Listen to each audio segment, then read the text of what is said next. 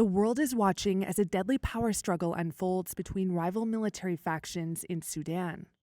I strongly condemn the outbreak of fighting that is taking place in Sudan. It's a fragile situation.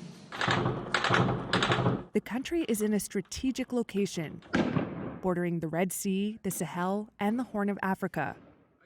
And the conflict could destabilize an already volatile region.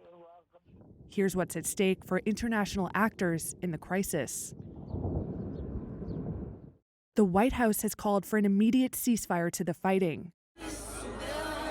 Western powers, including the U.S., had swung behind a transition towards democratic elections following the overthrow of President Omar al-Bashir in 2019.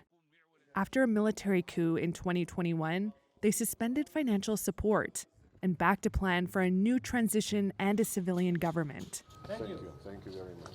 Western powers also fear the potential for a Russian base on the Red Sea, which Sudanese military leaders have expressed openness to. An agreement to host a base was originally reached under Bashir, and military leaders have said it remains under review. Moscow has long sought warm water ports for its navy, and in 2020, President Vladimir Putin said he approved a proposal to set up a logistics hub in Sudan. One of the key players in the current conflict, General Mohammed Hamdan Dagalo, or Hemedti, visited Russia earlier this year and said Sudan had no problem with countries opening bases so long as they don't pose a threat to national security. Along with Russia, Hemedti has struck up relations with other powers such as the United Arab Emirates. It, along with fellow energy-rich power Saudi Arabia, has sought to shape events in Sudan. They see the transition away from Bashir's rule as a way to roll back Islamist influence and bolster stability in the region, along with the US and Britain. Meanwhile, change-averse Egypt is the most important backer of Sudan's armed forces and Army Chief General Abdel Fattah al-Burhan, another key player in the current conflict. Calls for a ceasefire and a return to talks are looking bleak. The possibility of protracted fighting increases the risk for civil war and complicates an already long-running economic crisis, as well as humanitarian needs in Sudan.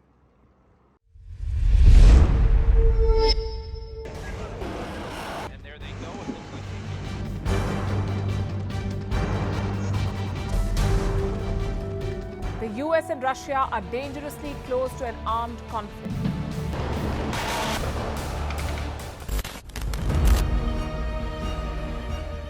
This year, 2023, New Delhi will be the capital of global diplomacy. For a country as diverse as ours, with 88% of the population illiterate, it was a very big deal to write a constitution, and that too, the world's largest. Meanwhile, if we may, here's a Republic Day gift from India for the BBC. A list of suggestions for the BBC for their upcoming documentaries. Number 1, the Kohinoor and the colonial loot. Number 2, an outdated monarchy and unhealthy obsession with the royals. Number 3, racism in 2023. We're waiting.